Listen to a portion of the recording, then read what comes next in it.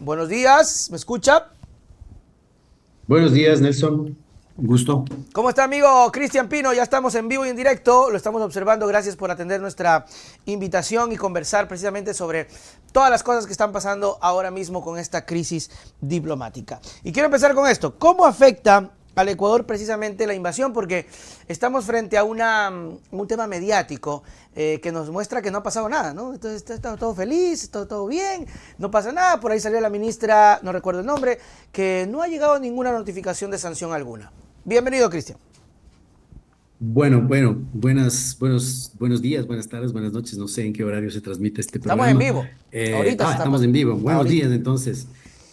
Nada, obviamente las declaraciones de la canciller y del gobierno evidentemente van en la línea de bajarle el perfil de manera vergonzosa, diría yo, porque incluso le están bajando tanto el perfil que ni siquiera van a concurrir con la representación de Cancillería a la Organización de Estados Americanos que ha convocado a una reunión de emergencia, reunión además que entiendo había sido solicitada por la misma canciller. Entonces eso ya da cuenta un poco de cómo están intentando bajar el perfil. Ahora, en relación a las repercusiones, bueno, primero que nada, la condena internacional, diría yo, casi unánime, ¿no? Del mundo, todos los países de América Latina, los organismos internacionales más importantes de nuestra región y del mundo, la Unión Europea, muchos países europeos en general. Entonces, eso ya es un primer llamado de atención, ¿no? Y esto, además, es tanto paradójico porque por un lado nos dicen en la consulta mañosa a la que nos han convocado el 21 de abril, nos dicen, queremos incluir o preguntarle a la gente si quiere el arbitraje internacional, que es un instrumento que se incluye en tratados internacionales, que implica el respeto de los tratados internacionales, y el gobierno viola de manera flagrante, abusiva, de manera creo que pocas veces visto, o muy pocas veces visto en la historia de la humanidad, los códigos y las relaciones y los tratados internacionales. Quizás el tratado internacional más importante, que es la Convención de Viena, que regula las relaciones amistosas entre las naciones, ¿no? Entonces, me parece que no han dimensionado. Ecuador, México tiene un aporte importante en términos justamente de inversión extranjera directa al Claro. país. México es un destino para uno de los productos que es el cacao, que es un producto que está en boga en nuestro país en cuanto a su producción, en cuanto al precio internacional del mercado, la situación de nuestros migrantes. Datos del 2023 daban cuenta de que alrededor de 30.000 ecuatorianos fueron detenidos por la Policía Migratoria mexicana. De esos 30.000, 23.000 creo fueron deportados efectivamente, y esos ciudadanos ahora con esta crisis probablemente van a estar expuestos a no tener servicios consulares, es decir, a no tener asistencia legal, asistencia jurídica que les permita sostener una posición. Tenemos estudiantes, tenemos una relación cultural enorme. El mismo caso de la embajadora Serur, era viuda de Bolívar Echeverría, probablemente uno de los pensadores, de los filósofos contemporáneos más importantes de nuestro país, y ni siquiera eso sirvió en consideración para el trato abusivo y legítimo que se le dio a la embajadora y después, lamentablemente, a nuestra delegación. Entonces, yo creo que Claro. bajar el perfil, evidentemente, es la estrategia, pero es una estrategia que pronto, poco a poco, día a día, va a ir quedando sin piso, sin efecto. La misma reunión de la OEA el próximo miércoles va a ser lapidaria seguramente, y la imagen internacional del país está por los suelos en este momento. Imagínese, Cristian, usted tocaba un tema importante sobre la inversión extranjera. ¿Cómo le vemos la cara al mundo para decirle, oye, mira, ven a invertir si pues de un porrazo con saña y alevosía, porque según la ministra Sommerfeld le dijeron, ¿no? Le dijeron, vea, presidente, supuestamente le dijeron que va a haber implicaciones y Noboa dijo, pues a mí me vale trozo, yo hago lo que me da la gana, voy a anclarme en el tema del cero impunidad mientras dejo que Fito se escape. Entonces, es gravísimo. Y lo de la consulta popular, hay algo que me llama la atención, Cristian. Escuchaba a algunos portavoces decir que esto era necesario para salvar la consulta popular. Eso es lo que no me termina de cuadrar. Hay un grupo que dice espectacular, ¿no? Los voceros de estos grupos, espectacular lo que ha hecho Noboa, con esto gana la consulta. Pero yo tengo una sensación adversa a eso. Yo creo que más bien la gente va a decir, no, pues ya este tipo está abusando y voy a usar, como él me dice, el arma del voto para darle un no rotundo. ¿Qué crees tú?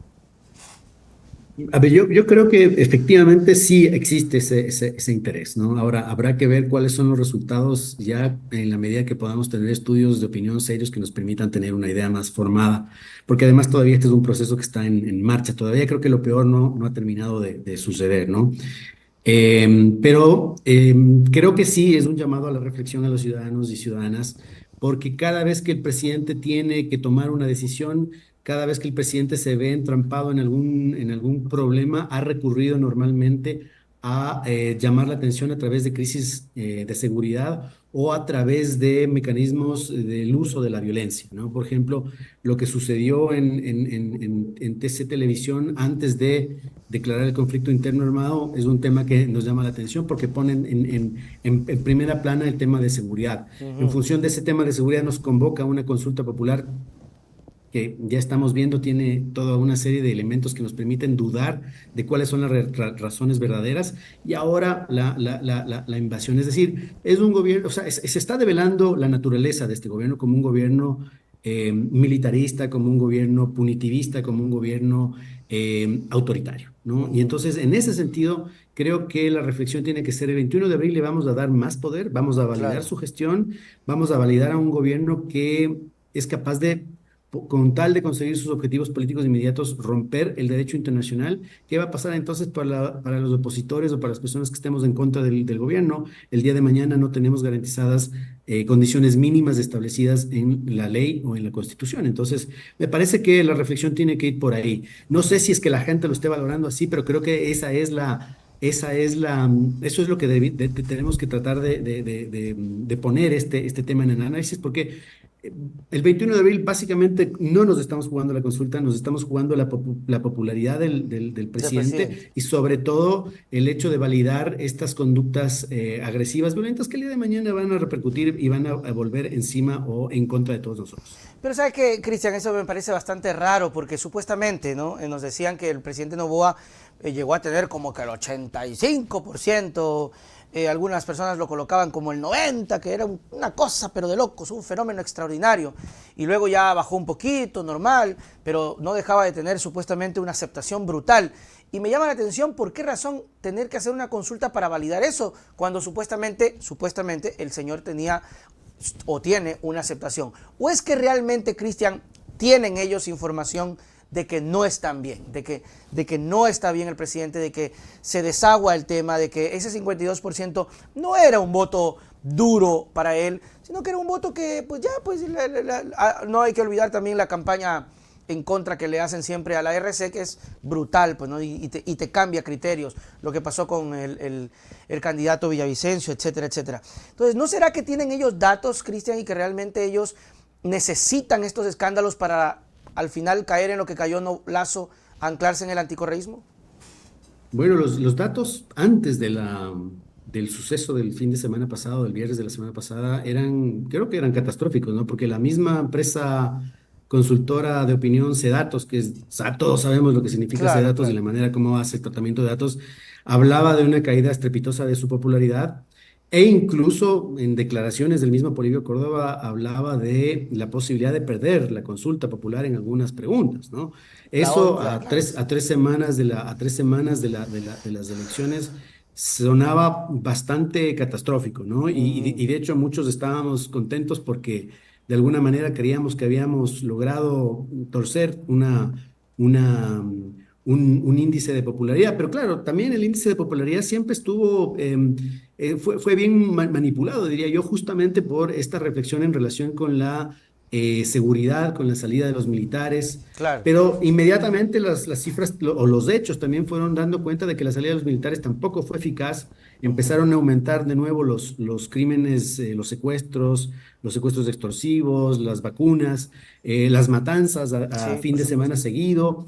Entonces, la gente empezó a ver que no habían esos resultados, ¿no? Y por otro lado, creo que también la credibilidad del presidente se ha visto bastante afectada porque en su relato hablaba de creación de empleos, de un número de empleos que después eran contradecidos por los mismos datos del INEC o por los mismos Ujú. datos de sus propios ministros. Entonces, yo creo que no han sabido valorar y manejar bien qué es lo que significa la palabra del presidente y eso les está costando les está contando mucho y por eso están haciendo este golpe de efecto, este golpe de fuerza, que como digo es, digamos, es la estrategia del gobierno, meter miedo, poner militares en la calle y dar golpes de efecto contra lo que ellos denominan el crimen organizado, Claro. que en realidad lo que hemos visto hasta ahora ha sido persecución o criminalización de la pobreza, atacar a campesinos, o agricultores Ujú, que defienden el agua y su tierra, ujú. y ahora la invasión a una legación diplomática de una Terrible. nación hermana, ¿no? Claro. Entonces, creo que Hay, ese es el comportamiento del gobierno, hay autoritario. solamente un tema ahí, Cristian, que por ejemplo es cierto que lo que mencionas cuando él habló sobre la seguridad, ¿no? Y el tema de TC Televisión, que todo fue un tema mediático y bueno, y dijo, ahora sí, vamos a pelear y toda la gente dijo, sí, peleemos y todo esto estoy de acuerdo. El dato acá, Cristian, es que la condena es mayoritaria en contra pues al presidente con la invasión a México. O sea, el mundo se solidarizó con México, y más no con Ecuador. Por eso no sé si esos cálculos le jugaron bien. ¿Qué pasa con la consulta y con estas dos preguntas específicas que ahora le pusieron letras, que la verdad que me tienen hasta, a mí me tienen confundido, no sé en qué letra estará? El tema del arbitraje y el tema del trabajo por horas. Siempre se ha hablado de que definitivamente esas el no va a ganar. ¿Qué tan seguro se puede estar de esos? Bueno, yo nunca estoy seguro hasta que no veo los Claro. resultados, pero espero que se pueda generar conciencia, porque, a ver, primero que nada, la primera reflexión es, ¿qué tiene que ver el arbitraje internacional? ¿Qué tiene que ver el trabajo por horas con la seguridad? ¿No? Ya. Porque la consulta fue motivada por temas de seguridad. Entonces aquí hay un primer Ya. elemento que debería decirnos, a ver, un rato. Me dijeron que la consulta era para atacar los temas de seguridad. ¿Qué tiene que ver el arbitraje internacional? ¿Qué tiene que ver el trabajo por horas? Luego, el segundo elemento que debería llamarnos digamos, al análisis es, ¿por qué está tan interesado la élite? ¿Por qué está tan interesado el gobierno, por ejemplo, en el arbitraje internacional? Ujú. Cuando está probado que el arbitraje internacional, los tratados de libre comercio que contienen esta figura o los tratados bilaterales de protección de inversiones que contienen esta figura no atraen efectivamente inversiones. Y hay estudios a nivel internacional que dicen no existe relación entre lo uno y lo otro. Y en el Ecuador tenemos un estudio que es el informe de la Comisión de Auditoría de los Tratados Bilaterales de Protección de Inversiones que estableció claramente que no hay una relación entre atracción de inversiones y tratados bilaterales de protección de inversiones. Entonces, ¿qué es lo que se quiere? Claro. Y ahí la pregunta es, o la respuesta es, hay que estudiar o hay que ver cuál es la conformación accionaria de las distintas empresas que están vinculadas al presidente de la República. Y cuando uno hace análisis de eso, se da cuenta de que las compañías o las empresas que forman parte de este conglomerado empresarial, resulta que son empresas cuyos accionistas son principalmente extranjeros, que Ok. son accionistas que además son de nacionalidades que están ubicados en paraísos fiscales y que toda la inversión o toda la composición patrimonial de estas empresas está declarada como inversión extranjera directa. Lo que Ok. quiere decir entonces es que ellos se van a beneficiar de este instrumento para poder evadir regulaciones ambientales, para poder evadir regulaciones fiscales, para poder evadir regulaciones laborales, porque este instrumento sirve para demandar al Estado cuando el Estado regula, Claro. ¿no? Y Y para todos entender, Cristian, sabemos, la diferencia entre la justicia ordinaria para que se vayan por este mecanismo que no confían, esa es la justificación. Entonces te esa, esa, decimos, vea, acá no es tan confiable y te brindamos esta opción.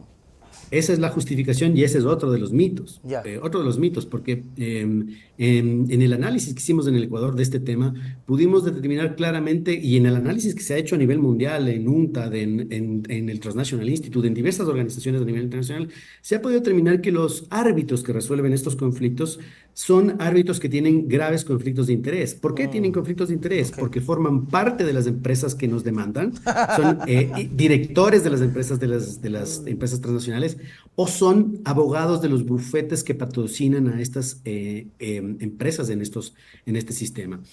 Las críticas a este sistema han sido tan grandes, que los mismos operadores del sistema, hay un famoso discurso de un árbitro estadounidense que se llama John Cajali III, que en un discurso en la Universidad de Brooklyn, en un seminario sobre arbitraje internacional, describió el arbitraje internacional como el Far West el Wild West del sistema del derecho internacional público. ¿Qué quiere decir esto?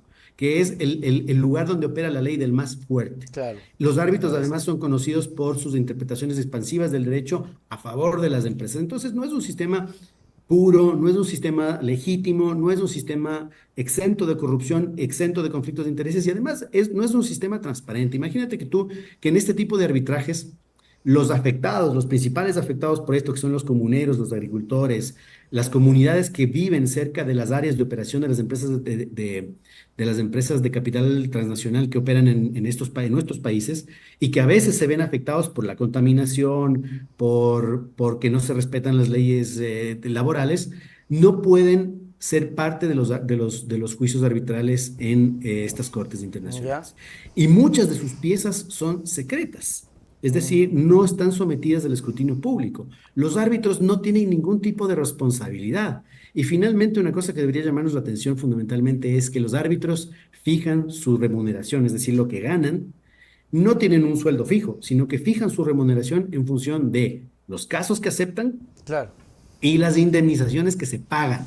De A ahí sacan mayor su porcentaje. indemnización es más cantidad el dinero que yo recibo. Ujú. Entonces ahí tienen un incentivo perverso para dos cosas: para aceptar los casos y segundo, para admitir cuantiosas indemnizaciones. Creo que está muy claro que el tema es muy macro para el ciudadano promedio, sin subestimar nuestra capacidad de pueblo, pero es lo que entiendo, lo que percibo, es muy macro, ¿verdad, Cristian? Lo que nos han puesto en el tema, voy a ser muy sincero, o sea, si converso con alguien y le digo el trabajo por horas, va a tener un poquito más el concepto de interés, porque de pronto dice, sí me va a afectar. Y el tema del arbitraje, de pronto dice, pues la verdad que no sé ni lo que me estás hablando. Por eso te decía un poco sobre el asunto de la votación. Sé que hay una campaña del no que está anclándose en estas dos, pero ¿hasta qué punto se lograría que la gente asuma ese criterio de, ok, es verdad, el arbitraje me desfavorece? Es muy difícil, que sí puede Sí. ser con el trabajo por horas, ¿no? Es que sí te va a Ya. afectar a ti, me va a afectar a mí. ¿Por qué? Porque con el arbitraje internacional lo que se hace es básicamente defender el interés de una empresa extranjera que incumplió alguna normativa en el país y Ya. por el incumplimiento de esa normativa en el país, el Estado ha decidido aplicarle alguna regulación, alguna sanción. ¿Sí? Ejemplos, caso Chevron, caso Perenco, caso Sí. Occidental. El Estado estableció una sanción contra estas empresas basada o en el contrato, o en la ley, o en la Constitución, o por haber, digamos, contaminado gravemente nuestros territorios. ¿Qué hicieron? Nos demandaron y después nos toca a nosotros, a ti, a mí, a todos, pagar Pagar. cuantiosas indemnizaciones. El Estado ecuatoriano debe alrededor de 3.000 millones de dólares por pago de este tipo de demandas y podría ser condenado al pago de 10.000 millones de dólares más. Sí, Eso afecta tu es el economía, déficit. mi economía, la economía de todos. Y además, son empresas, las empresas que utilizan este sistema no son empresas de inversión extranjera que transfieren conocimiento, transfieren tecnología, construyen infraestructura, no. Son empresas que vienen a extraer nuestros recursos naturales Mm, con pésimas técnicas de operación y que han dejado un legado y una estela de contaminación brutal en nuestro país. terrible. Entonces aquí también es una paradoja, ¿no? El presidente se llena la boca diciendo, yo estoy luchando contra la impunidad. Estos instrumentos avalan la impunidad de las empresas extranjeras que vienen a operar maliciosamente en el país y esto es un hecho que está comprobado no solamente en el Ecuador, sino está comprobado a nivel mundial. Porque les favorece también, ¿no? Porque le termina favoreciendo indirectamente o directamente al presidente de la República. Y el trabajo por horas, ¿qué opinión te merece este tema, Cristian? El trabajo por horas, que también ha generado bastante debate, no se garantiza beneficios, no se habla de qué va a pasar con el seguro social, no se sabe si hay un techo por profesión, no dicen cuál es el porcentaje, el trabajo por horas es diferente para mi profesión que para tu profesión, hay un estándar, ¿qué pasa ahí? No se sabe justamente No se porque sabe eso es nada, lo que ¿no? quieren. Eso es justamente lo que quieren, que no se sepa. Que esto quede sujeto a posteriores regulaciones del mismo Ministerio del Trabajo o a ninguna regulación. Lo más probable es que ninguna regulación. Y esto es gravísimo porque todos sabemos que en el mercado de trabajo existe una asimetría en la relación entre el Laboral. trabajador y el empleador. Y Ujú. además todos sabemos cuál es la necesidad actual que existe de trabajo. Por lo tanto, los trabajadores van a estar sometidos a las figuras que conocíamos antes de la Constitución del 2008, a la precarización laboral, al trabajo sin beneficios, al trabajo sin estabilidad, rompiendo principios elementales y fundamentales del derecho del trabajo, ignorando las luchas de los trabajadores de siglos, ¿no? Y evidentemente lo que se está buscando es la precarización del trabajo, ¿no? No cabe ahí la menor duda. Quien sostenga lo contrario literalmente está mintiendo. Claro. Y nuevamente, insisto, ¿qué tiene que ver esto con la seguridad? Este y el arbitraje internacional son un viejo anhelo de las élites retardatarias de este país. Totalmente, totalmente de acuerdo. Pero las campañas también están, no sé cómo tú lo ves, pero las campañas también, ya estamos a una semana. De este fin de semana a la otra semana nos vamos a las votaciones. Y yo no he visto tampoco una campaña como que medio fuerte del presidente de la República por ahí, medio tambaleando por ahí. Entonces sí está como muy incierto el tema de quién va a ganar la consulta, ¿no? Es que nuevamente es la trampa, ¿no? Porque el presidente o el gobierno no hace campaña ni por defender el trabajo por horas, ni por defender el arbitraje internacional. La campaña del Es la presidente es seguridad. basada sobre la seguridad y sobre su imagen personal, Ok. ¿no? Entonces él está en campaña. Lo que pasó el viernes es campaña. El puente de la Unidad Nacional apareció ayer, Sí, creo, sí, lleno de baneado eso. pancartas con su imagen y llamando al voto al sí de manera general. Porque Ujú. justamente esa es la trampa, el voto al sí de manera general, porque creemos que con esto vamos a solucionar los temas de seguridad no es así, Entonces digamos. la contracampaña debería ser no general también.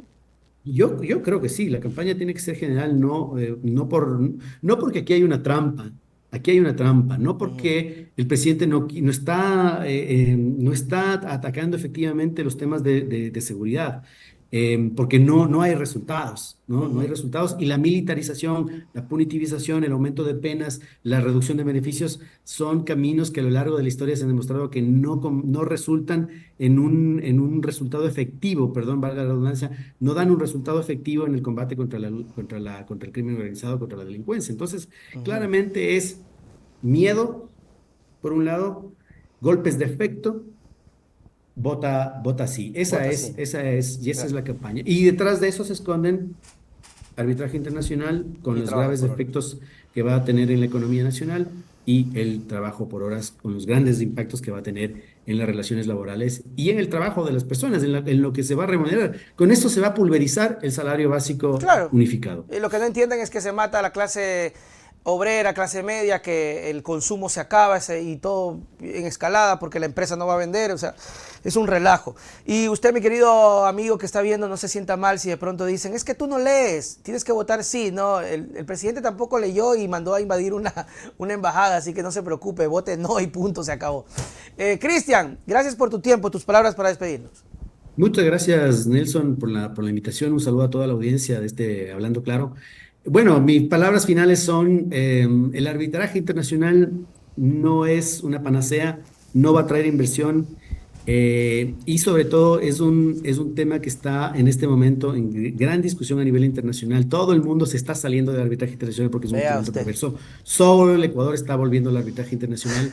El trabajo por horas va a afectar claramente la capacidad adquisitiva de las personas, el trabajo decente de las personas, el trabajo digno y decente de las personas, y eso nos va a afectar a todos y todas.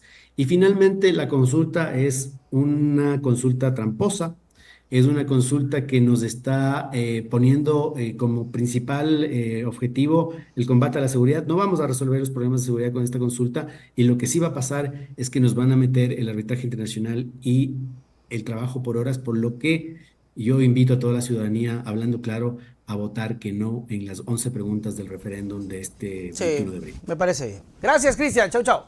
Gracias a ti. Chao. Señoras y señores, este sábado 27 de julio, los espero en el show Nada es Suficiente de Stand Up Comedy. Esta faceta que yo la he proyectado y que nos va bastante bien. El sábado en Guayaquil y el sábado 3 de agosto en Quito, en la Cámara de Comercio, y en Guayaquil el Teatro Las Cámaras al lado del Hilton Colón.